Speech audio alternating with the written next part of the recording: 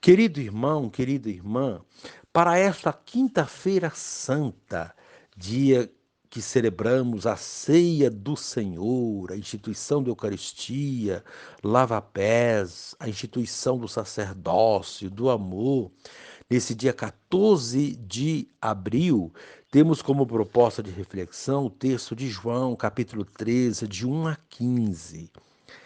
Era antes da festa da Páscoa. Jesus sabia que tinha chegado a sua hora de passar deste mundo para o Pai.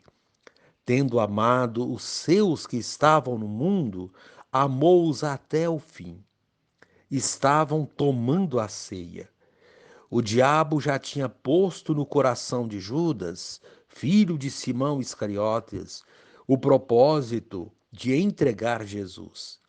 Jesus, sabendo que o Pai tinha colocado tudo em suas mãos e que de Deus tinha saído e para Deus voltava, levantou-se da mesa, tirou o manto, pegou uma toalha e amarrou-a na cintura. Derramou água numa bacia e começou a lavar os pés dos discípulos, enxugando-os com a toalha com que estava cingido. Chegou a vez de Simão Pedro. Pedro disse: Senhor, tu me lavas os pés? Respondeu Jesus: Agora não entendes o que estou fazendo, mais tarde compreenderás. Disse-lhe Pedro: Tu nunca me lavarás os pés. Mas Jesus respondeu: Se eu não te lavar, não terás parte comigo. Simão Pedro disse: Senhor, então lava não somente os meus pés, mas também as mãos e a cabeça. Jesus respondeu: Quem já se banhou não precisa lavar senão os pés, porque já está todo limpo. Também vós estáis limpos, mas não todos. Jesus sabia quem o ia entregar, por isso disse: Nem todos estáis limpos. Depois de ter lavado os pés dos discípulos, Jesus vestiu o manto e sentou-se de novo. E disse aos discípulos: Compreendeis o que acabo de fazer? Vós me chamais Mestre, Senhor, e dizeis bem, pois eu o sou. Portanto, se eu, Senhor e Mestre, vos lavei os pés, também vós deveis lavar os pés uns dos outros. Dei-vos o exemplo para que façais a mesma coisa que eu fiz. Palavra da salvação. Glória a vós, Senhor. Querido irmão, querida irmã, o último gesto concreto de Jesus antes de ser julgado e condenado foi lavar os pés de seus discípulos. Gesto revolucionário, onde se viu um mestre e senhor lavar os pés de seus seguidores. Pedro é o primeiro a se opor a essa atitude de Jesus. Pedro tinha grande respeito pelo mestre, mas nem sempre entendia os gestos de Jesus. Se nos pusermos no lugar de Pedro, talvez entenderíamos seu modo de raciocinar. Pedro vivia num mundo em que tarefas mais pesadas ou consideradas degradantes eram relegadas aos servos. Toda autoridade, seja ela política, religiosa ou civil, se deseja ser digna da função e ser acolhida e valorizada, precisa estar atenta aos outros, principalmente aos mais vulneráveis. Jesus quer que seus discípulos de todos os tempos entendam que ele veio ensinar uma forma nova de relacionamento entre as pessoas. O que conta não é o poder, o domínio egoísta, mas o serviço. Mesmo em funções diferentes, o que deve prevalecer é o cuidado de uns pelos outros. Com seu gesto, Jesus nos ensina que não podemos nos fechar em nós mesmos, mas devemos nos preocupar com o bem-estar de todos. Jesus lavou os pés dos discípulos durante uma ceia. Isso lembra que a missa, a celebração eucarística, é a ocasião privilegiada de aprendermos com ele a servir uns aos outros. Querido irmão, querida irmã, toda a vida de Jesus foi uma entrega de si mesmo em nosso favor, por amor. Em sua encarnação, o vemos despojar-se de sua majestade para vestir-se de nossa fragilidade humana, para estar conosco. No seu ministério público, o vemos aproximando-se dos pecadores, dos sofredores, comunicando-lhes vida, dignidade, perdão. Em sua morte, o vemos entregando sua vida pela nossa redenção. Na ceia, ele está celebrando essa entrega de sua vida, que se completará na cruz. Assim, tira o manto e, como servo, lava os pés dos discípulos. Abaixa-se para nos purificar, nos lavar, nos fazer dignos de entrar na comunhão com Deus. Na ceia, está celebrando sua entrega total por nós, pela qual somos lavados, purificados, santificados. Querido irmão, querida irmã, a proposta desse dia, pensar no significado destas palavras. Amou-os até o fim. E neste momento, reze assim comigo. Ó Mestre Senhor, celebras a ceia derradeira com teus discípulos e os surpreendes lavando-lhes os pés, sinal e herança de humildade e serviço para as comunidades cristãs de todos os tempos. Amém.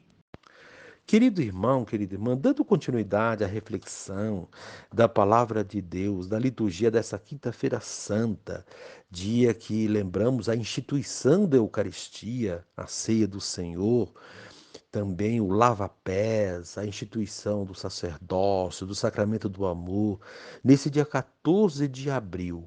Você poderá acompanhar na sua Bíblia os textos, Êxodo 12, de 1 a 8, 11 a 14, também o texto 1 Coríntios, capítulo 11, do versículo 23 a 26, o texto de João 13, de 1 a 15, rezar o Salmo responsorial, Salmo 115. Uma vez que você já ouviu a proclamação do Evangelho com a meditação, você poderá agora acompanhar a leitura do livro do Êxodo e a continuação desta reflexão aplicada à vida, é um pouco longa e abrangente, que inclui todas as leituras. Reserve um tempo para você ouvir, porque é um pouco longa, mas que aplicado à vida, mas vale a pena nesse dia nos dedicar bastante a esta reflexão. Leitura do livro do Êxodo, capítulo 12.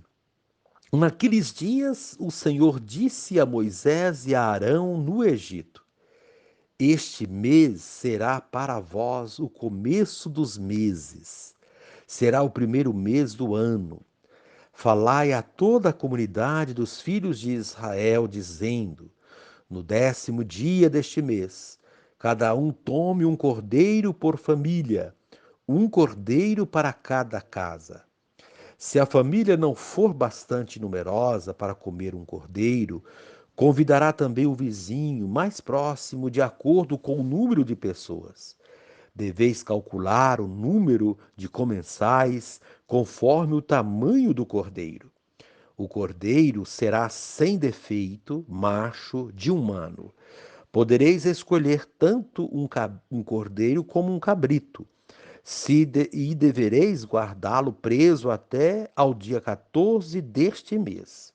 Então toda a comunidade de Israel reunida o imolará ao cair da tarde. Tomareis um pouco do seu sangue e untareis os marcos e a travessa da porta, nas casas em que o comerem. Comereis a carne nessa mesma noite, assada ao fogo, com pães ázimos e ervas amargas. Assim devereis comê-lo, com os rins cingidos, sandálias nos pés e cajado na mão. E comereis às pressas, pois é a Páscoa, isto é, a passagem do Senhor. E naquela noite passarei pela terra do Egito e ferirei na terra do Egito todos os primogênitos, desde os homens até os animais, e infligirei castigos contra todos os deuses do Egito, eu, o Senhor. O sangue servirá de sinal nas casas onde estiverdes. Ao ver o sangue, passarei adiante, e não vos atingirá a praga exterminadora, quando eu ferir a terra do Egito. Este dia será para vós uma festa memorável, em honra do Senhor, que haveis de celebrar por todas as gerações como instituição perpétua. Palavra do Senhor, graças a Deus. Querido irmão, querida irmã, a liturgia de hoje da instituição da Eucaristia tem como tema central a memória. Memória não como uma simples lembrança, mas no sentido teológico do termo, de viver e reviver algo medular da nossa fé, o mistério de um Deus que dá a vida por nós para que façamos o mesmo. Esta é, portanto, a liturgia que abre o tríduo pascal, nos colocando dentro da dinâmica da paixão, morte e ressurreição do Senhor. A primeira leitura é extraída do livro do Êxodo e faz memória da saída do Egito, a Páscoa judaica, em que o povo hebreu, sob a liderança de Moisés e Arão, dá início aos ritos de passagem da escravidão para a terra prometida. Todos os símbolos presentes nesta primeira leitura evocam o processo de libertação. É um momento singular na história do povo hebreu, um marco inesquecível, o começo de uma nova vida, simbolizada nas expressões o começo dos meses, o primeiro mês do ano, ou seja, o ponto de partida, o marco referencial. Aqui começa um novo tempo na história da salvação.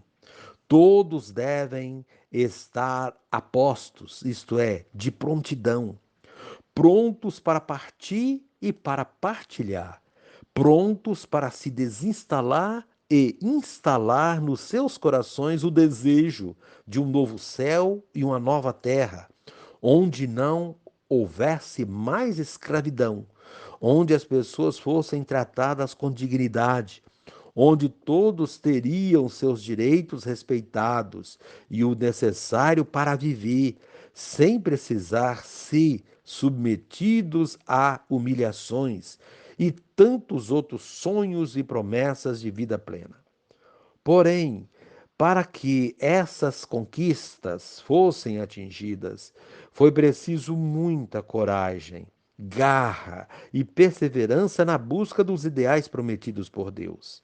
Assim, o primeiro passo foi organizar o povo, convocá-lo à união e à solidariedade. O povo unido jamais será vencido, diz um grito de protesto que virou canção.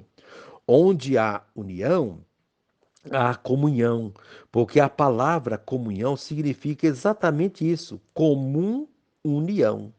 E a comunhão se dá na partilha.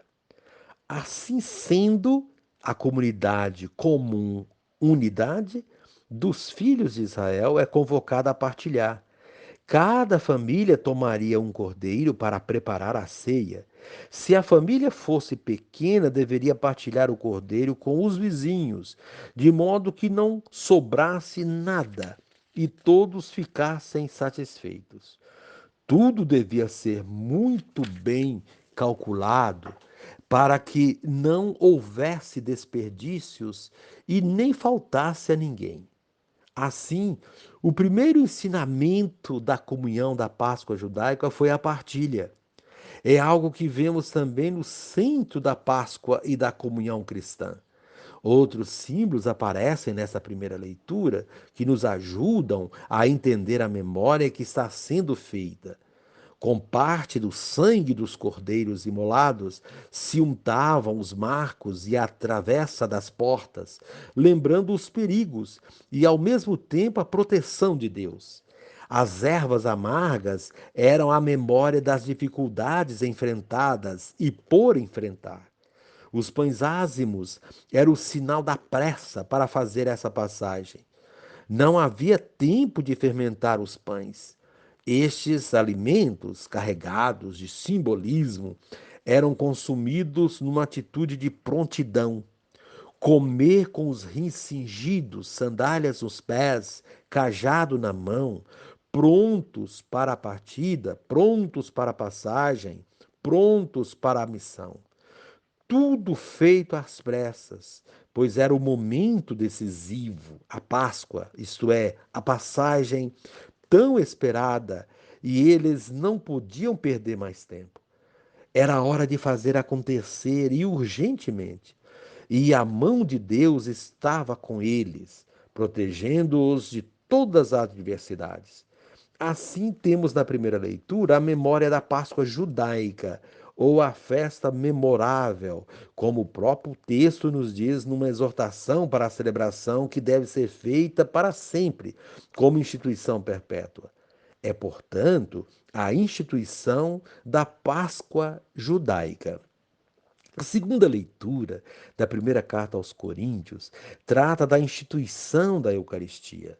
A nossa comunhão com o corpo e o sangue de Cristo, o Cordeiro imolado que nos ensinou a partilhar e cujo sangue derramado na cruz untou nossas vidas como sinal do amor de Deus por nós. A leitura traz, portanto, o cerne da nossa celebração eucarística, a memória da paixão, morte e ressurreição.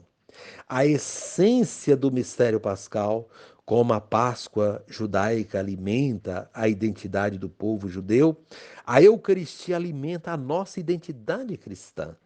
Ela coloca Jesus dentro da nossa vida e a nossa vida dentro da vida de Jesus, amalgamando-nos com Ele. Assim, cada vez que fazemos memória da sua vida doada por nós, celebrando a Eucaristia, ele se faz presente na nossa vida, aproximando a nossa humanidade da sua divindade. A Eucaristia deve cumprir essa função na nossa vida, santificando-nos. Mas isso não se dá de modo mágico, bastando apenas comungar. É preciso compromisso com Ele. A comunhão deve ser, portanto, o resultado da nossa entrega, da doação e da nossa vida pelos irmãos, da comunhão com os seus ensinamentos e seu exemplo de vida. Desse modo, todas as vezes que comungamos da Eucaristia, estamos fazendo essa memória até que ele venha.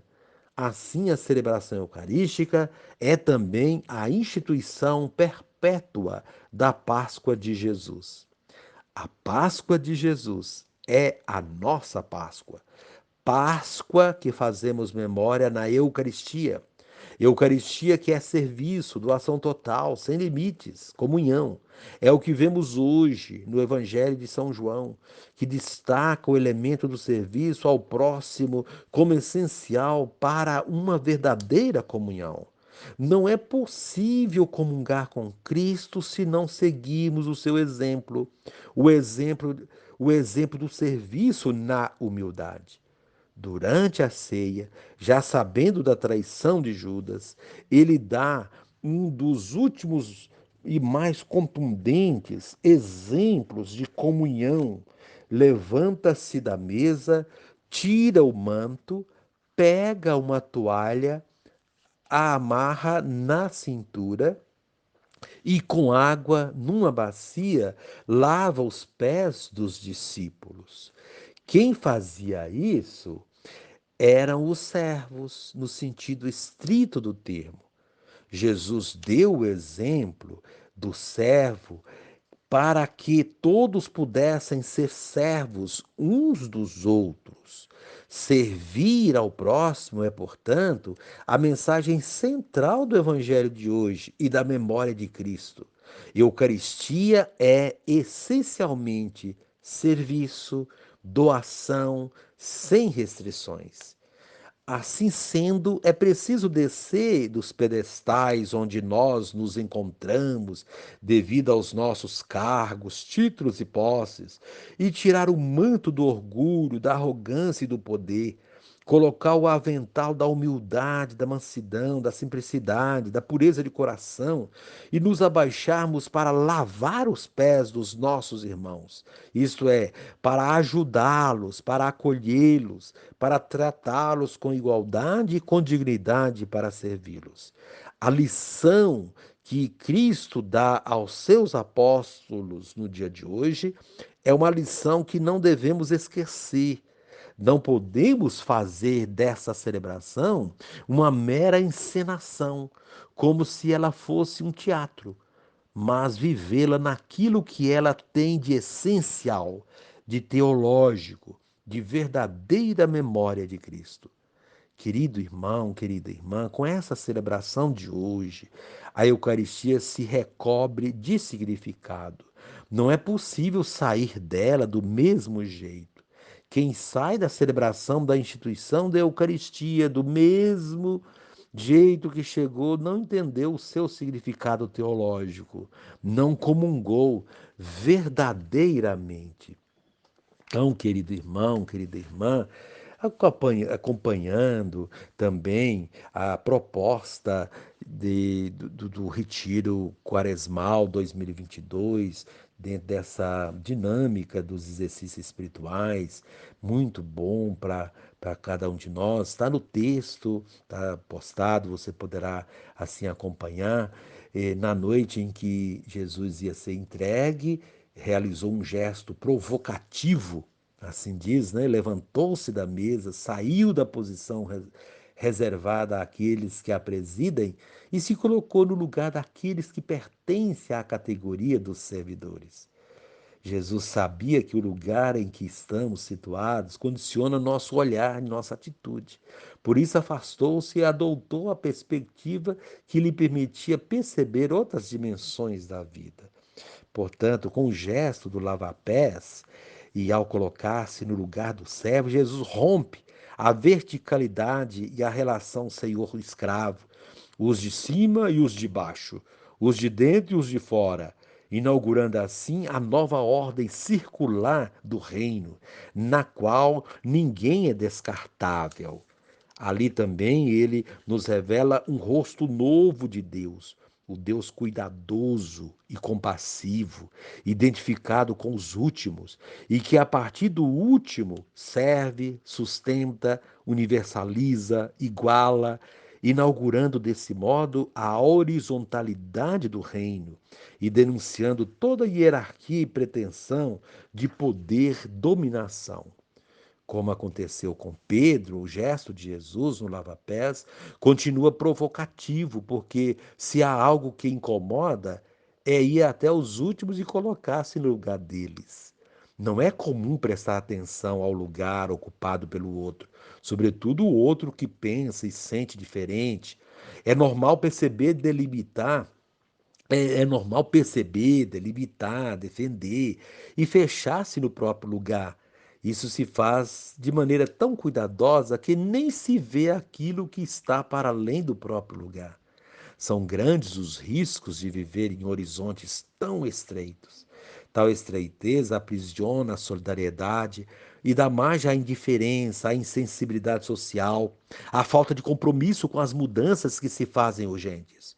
O próprio lugar se torna uma couraça e o sentido do serviço some do horizonte inspirador de tudo aquilo que se faz. Então, convidando aí a você fazer na contemplação do lava-pés, observe silenciosamente os gestos de Jesus, Todos os gestos possuem uma sacralidade própria, uma reverência, uma paz e uma calma especial. Não há pressa, não há agressividade, não há nada que possa dar a mínima aparência de algo obrigatório.